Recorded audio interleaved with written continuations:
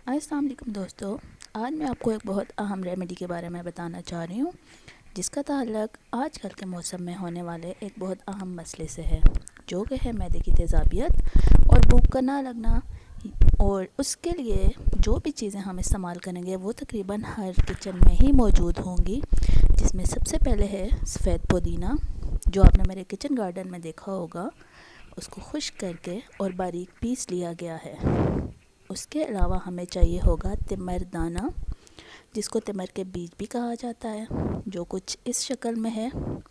ये आपको किसी भी पंसार स्टोर से मिल सकता है। आप इसको लेकर ग्राइंड कर लें या फिर ऐसे दरदरा पीस लें। और तीसरी और आखिरी चीज़ दही।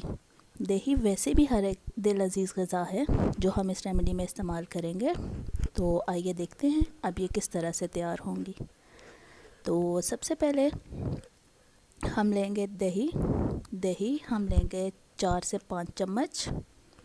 दही को हम एक प्याले में डाल देंगे, जितना हमें चाहिए होगा, जितना हम एक वक्त में इस्तेमाल करेंगे खुराक, उतना दही हमने ले लिया एक प्याले में।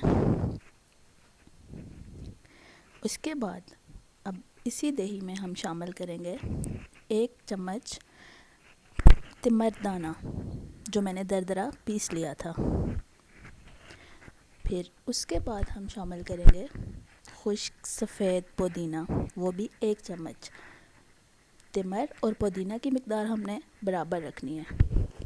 अब इन तीनों चीज़ों को हम यकजान कर लेंगे, मिक्स कर लेंगे, चम्मच के साथ अच्छे से मिक्स कर लेंगे। और एक आखिरी चीज़ मैं आपको बताना चाहूँगी, नमक है। नमक आप 1 चुटकी भर इसमें इस्तेमाल कर सकते हैं अगर आपको ब्लड प्रेशर का मसला नहीं है, वरना आप बेशक ना इस्तेमाल करें। मैंने नहीं इस्तेमाल किया क्योंकि मुझे ब्लड प्रेशर का मसला है, मेरा बीपी हाई हो जाता है। आप चाहें तो इस्तेमाल करें और चाहें तो आप ना इस्तेमाल करें, वो आपकी मर्ज़ी पे अनुसार है।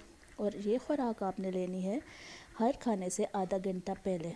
और उसके बाद आप चाहें तो सादा दही में से 1-2 चम्मच दही इस्तेमाल कर सकते हैं, और चाहें तो ना इस्तेमाल करें, इसका अनुसार भी आपकी मर्ज़ी पर है।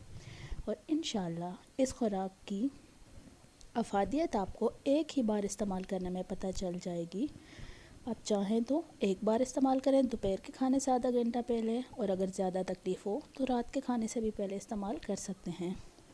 मेरे चैनल को सब्सक्राइब करिएगा, मेरी वीडियो को लाजमी देखिएगा, लाइक करिएगा और शेयर भी करिएगा।